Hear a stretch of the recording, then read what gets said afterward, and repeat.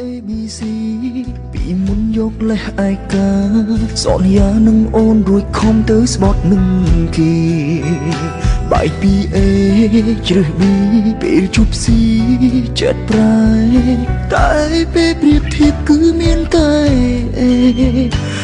ជាមនុស្សដំបូងជាមនុស្សស្រីស្មោះស្នេហ៍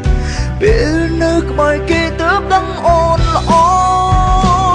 យ៉ាងណាក៏នៅតែអេជាអ្នកល្អជាង B និង C គ្រប់ពេលដែលបងមានទុក្ខតែមានមុខអូននៅកណ្ដោបោះចោលពេជ្រឬថ្មតែព្រោះមិនល្អនេះកែខ្លួនម៉ោង12កណ្ដាលជប់ស្ងាត់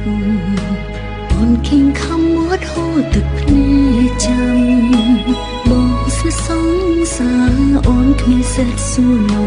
ទ្រាំតែព្រោះខ្លួនជាភរិយាអូនជាប្រពន្ធនាងជាសង្សារធ្វើបែបណាគេដឹងគ្រប់គ្នាគ្មានពេលអើយអូនរវល់គ្រប់វេលាអូនជាស្រីបងអើយចាំទេអូនជាប្រពន្ធនាងជាសង្សារបងថាគេស្លូតអាយអូនឆ្នះស្រលាញ់អូនធ្វើអ្វីមើលថ្លៃមិនស្មោះក្រុមចាំងទាំងអស់ប្រកបជូនបងហើយទោះបីពេលនេះចង់ត្រឡប់ក្រោយគ្មានសាល់អ្វីណាសម្រាប់អូន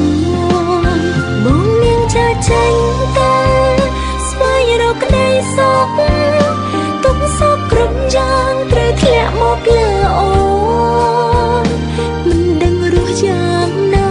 ពេលដែលគ្មានបង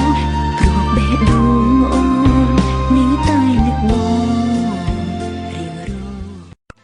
ហើយពី A ជ្រើស B ពេលជួប C ចិត្តប្រែក្បែរអ្នកណាក៏បងមិនឆ្អែតឡើយ A ជាមនុស្សដំបូង B មនុស្សកុំដល់ព្រួយ C អ្នកចុងក្រោយក៏ត្រូវបងក្បត់ស្នេហាមាន ABC រួចអានធ្វើការប្រៀបធៀបគ្នាយកលេសដោះសារដាក់ហើយផលឡងមើលឲ្យខ្លួនរស់ហើយតែសុខខ្លួនតែម្នាក់គិតមិនដេចគុំណត់ឲ្យគេឈឺចាំ